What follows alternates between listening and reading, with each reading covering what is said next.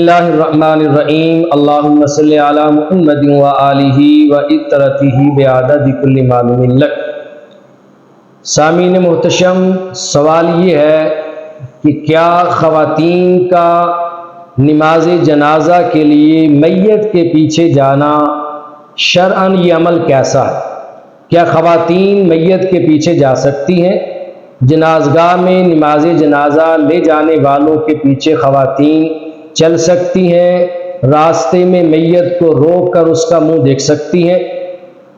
تو یاد رکھیں، حدیث مبارکہ میں ہے، امام طبرانی نے اس حدیث پاک کو اپنی جامع الکبیر میں روایت فرمایا ہے۔ آقا دو جہاں صلی اللہ علیہ وآلہ وسلم نے فرمایا، نماز جنازہ میں عورتوں کے لیے کوئی حصہ نہیں۔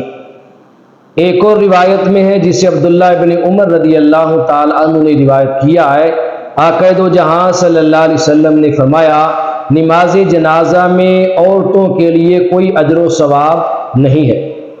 صحیح مسلم اور صحیح بخاری کی متفق علیہ روایت ہے، آقا دو جہاں صلی اللہ علیہ وسلم ایک نماز جنازہ پڑھانے کے لیے اپنے کاشانہ نبوت سے باہر تشریف لاتے ہیں۔ میرے مصطفیٰ صلی اللہ علیہ وسلم نے ایک عورت کو نماز جنازہ کے پیچھے آتے ہوئے دیکھا۔ آپ نے حکم فرمایا اس خاتون کو واپس بھیجا جائے۔ اس خاتون کو حکم دیا کہ حضور نے تمہیں واپس جانے کا حکم دیا ہے۔ وہ خاتون واپس مڑ گئی اور جانے لگی۔ حضور علیہ السلام نماز جنازہ کے لیے امامت کے لیے کھڑے ہوئے اور آپ نے دیکھا بھی وہ عورت پلٹ کر جا رہی تھی۔ تو جب تک، حدیث کے الفاظ ہیں، جب تک وہ عورت نظر آتی رہی، مصطفیٰ کریم علیہ السلام نے نماز جنازہ کی تکبیر نہیں کہی۔ تب تک آپ نے تکبیر نہیں پڑھی جب تک وہ عورت نظر آتی رہی۔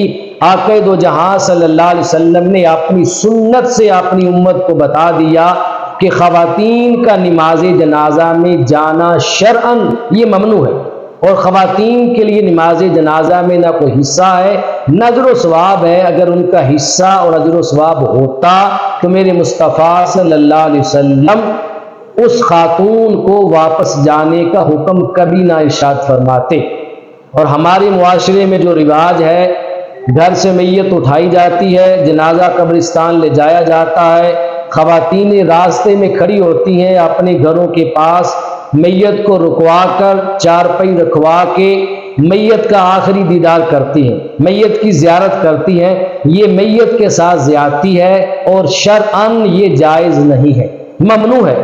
وہ خواتین کئی مردوں کے بیچ میں جاتی ہیں اور میت کے چہرے سے پردہ اٹھا کر اس کی زیارت کرتی ہیں، یہ عمل شرعاً منع ہے۔ اللہ تبارک و تعالی ہمیں اپنی زندگی صحیح معنوں میں شریعت مطہرہ کے اصولوں کے مطابق بسر کرنے کی توفیق اور سعادت نصیب فرمائے۔